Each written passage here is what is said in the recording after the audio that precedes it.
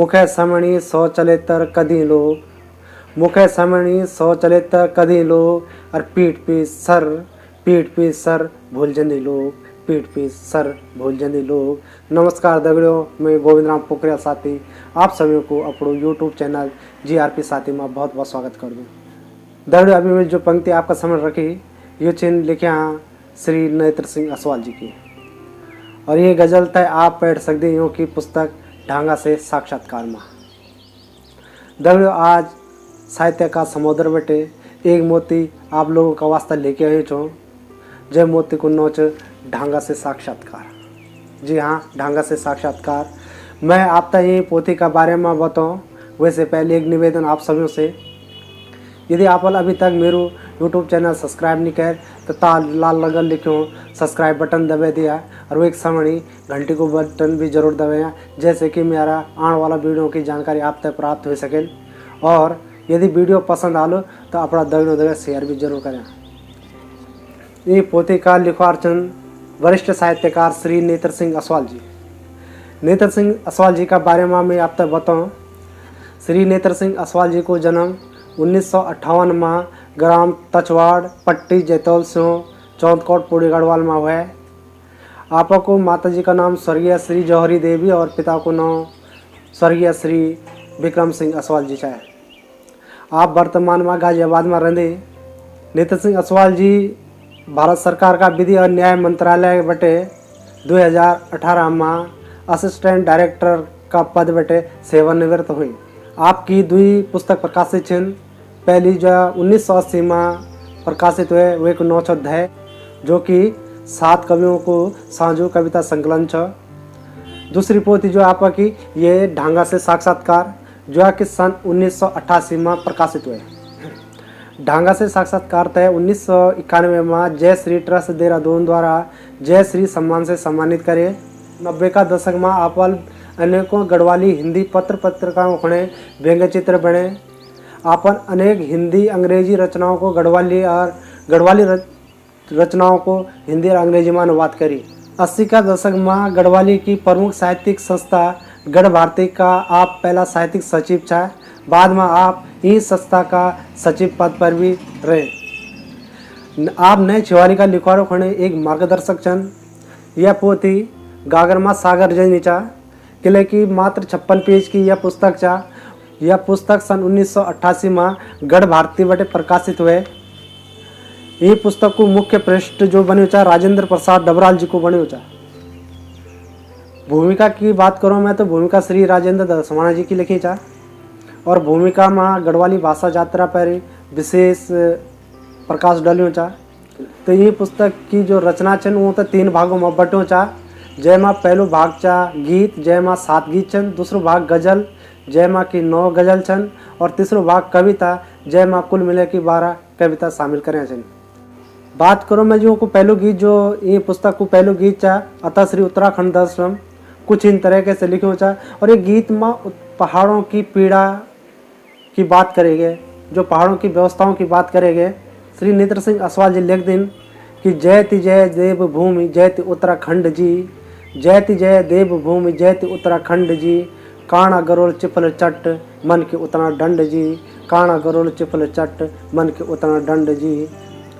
पलायन उत्तराखंड का हर लिखवार की एक पसंदीदा विषय रहे, और वह पर को असवाल जी को गीत चा। गीत प्रवासी हुए गए ओकरे लग बंसुली, जो गीतों का बाना थम लिखाया, जो गीतों का बाना थम लिखाया। जिकड़ी पर से 9 दोला, जाज का पंछी वो आला कभी न कभी, रो न छुची पगली ओकरे लग बंसुली। मुल्क में व्याप्त बेरोजगारी और महंगे से आम आदमी की जो व्यथा चा वो असवाल जिन लिखी। वो लिख दिन कि बेरोजगारी को भैरो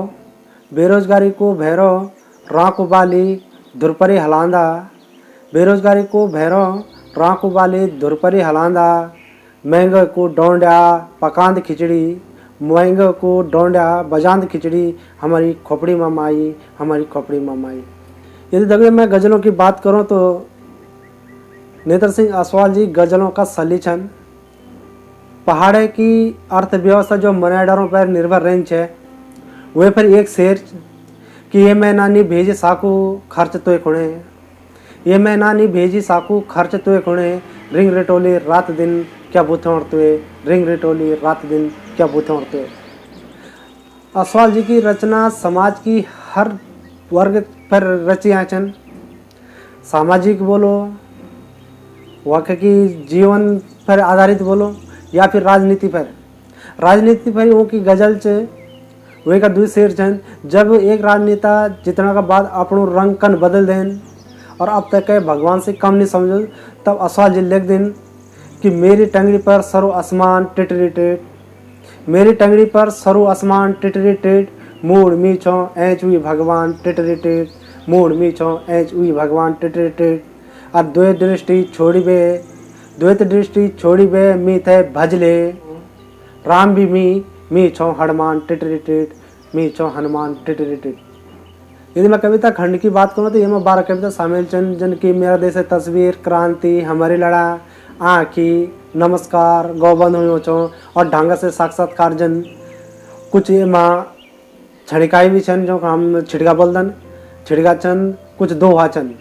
कविता क्या हूँ वे पर असवाल जी लिख दिन कि कविता गालन हो सकन जाल वे रोज सवेर भूलो मोत्यों दड़क लगे म्याल और देव तो थौल लिपद है। ऐसे लिख दिन कि मी चांदो मेरा देश हर व्यक्ति कवि हुआ, मी चांदो मेरा देश हर व्यक्ति कवि हुआ और हर कवि का नाम हैल हुआ।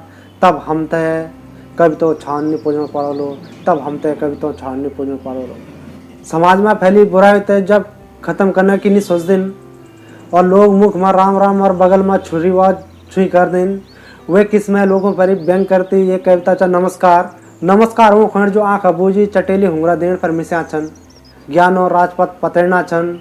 नमस्कार हो खंड जो का शब्द दुमुख्या हो गए, एक मुख कुचिया की दूली पुटुब है मुखल हुई दूली तय तड़काणो नाटिक कना छन और बाग तय बगलू और बगलू तय बाग बताना छन। ये पोती की जो शीर्षक कविता चा ढंग से साक्षात्कार जो एक ढांगू बल्द नए बोर्ड तय समझाना चा प्रतीक का माध्यम से और वो समझाना चा कि समाज में बन बनी का लोग रहते और हम तय कह का बकलौन में निहार चैन बल्कि अपना दिमाग से वो की छाल छाँट करी तभी विश्वास कर चैन। तो वो लिख दिन कि भुला यूँ तय पछाना जरूरी चा, ये हमारी दूध कटोरी का सहत्या पलिया गुरु छन। ये कविता में ऐतर वो लिख दिन कि भुला हमलत अपनी उम्र जन खाए तन खाए, भुला हमलत अपनी उम्र जन खाए तन खाए, अब तुम्हारे मुख नजर चा उतार सकला ये जू या तोड़ सकला ये चक्रव्यूह। ये मायूं का कुछ छिड़का भी छन जन एक बहुत ही सुंदर छिड़को चा, सुन बे ईदगा बड़ो नहीं हो कि त्यारा फलेंडा खाणो हम तय तो पत्रों कन पड़ हम। श्रृंगार रस में पहाड़ों का बिंब होता है। असवाल जी बड़ा सुंदर ढंग से प्रस्तुत करे ये कविता कि तेरी आंखों में म्यार मुल्क गदनी छुलबलानी, अगर जो मी अंजवाले अपना मना तिसला महादेवन चढ़े द्यों तो, अगर जो मी अंजवाले अपना मना तिसला महादेवन चढ़े द्यों तो बुरत नहीं माने। हेरी तिल दड़बड़े आंखों बरसों बाज शेरों में पैट गया कूल, बरसों बाज शेरों में पैट गया कूल। ये पोथी में आप तक कुछ दो अभी पढ़ने को मिलेला और वो दो तवों को 9 देवचा चुंगनी यो चुंगनी जिन अपना समकालीन लिखवारों तय। एक चुंगनी जो महाकवि कन्हैयालाल डंडयाल जी का 9 लिखी चा कि सच का बटोई कभी छवा जमनो खराब हजूर, सच का बटोई कभी छवा जमनो खराब हजूर, खुद पर नहीं हुआ बेशक मगर हाथ पर चैन जरूर। यदि मैं भाषा की दृष्टि से बात करूं तो असवाल जी बहुत ही सरल और सहज भाषा को प्रयोग अपनी रचनाओं में करूँ चा। और यह पोथी सन 1988 से पहले की कविता छन। तो हाँ ये में कुछ शब्द इन छन जो को प्रयोग आजकल आम बोलचाल की भाषा में नहीं हों।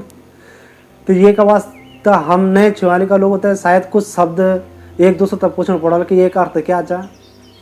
दूसरी खासियत जो असवाल जी की भाषा की हो तो वो हिंदी और अंग्रेजी का शब्दों थे ये तरीके से अपनी रचनाओं में शामिल कर दें कि वो शब्द आसानी से गढ़वाली दगड़ी हमारी गढ़वाली भाषा दगड़ी घुल मिल जाते। कविता में जो वो का प्रतीक चन बिंब चन तो वहाँ का तो बहुत ही बड़ा सल्ली चन। अंत में मैं बोल सकूँ कि यह पोथी बिल्कुल संग्रह करने लायक चा और ये पोथी तय पढ़ने के बाद आप तय पता चला लो कि वास्तव में कविता क्या होन, गज़ल क्या होने और गीत क्या होने। मैं असवाल जी तय धन्यवाद दींदो, आभार व्यक्त करना चाहूँ कि वो एक शानदार ज्ञानदार पोथी हम उन्हें लिखना लिखी तो यहाँ का वास्ता वो धन्यवाद का पात्र चन। दगड़ियों यदि आप ये पोथी तक खरीदना चाहते हो तो यह पोथी आज ऑनलाइन उपलब्ध चा। आप pahadibazaar.com पर जाके ये पोथी तक खरीद सकता। तो दगड़ियों ये आज एक नेत्र सिंह असवाल जी की लिखी पुस्तक जय गुनो ढंगा से साक्षात्कार। आप तय ये वीडियो कन लग ये पोथी के बारे में अपनी प्रतिक्रिया जरूर कमेंट्स का रूप में दिया कमेंट्स में दिया। तो दगड़ियों ये ढंगा से साक्षात्कार पोथी आज अपने ईद गए। फिर आपसे दोबारा भेंट वाली एक नई पोथी का दगड़। तब तक का वास्ता नमस्कार, धन्यवाद, जय हिंद, जय भारत, जय उत्तराखंड।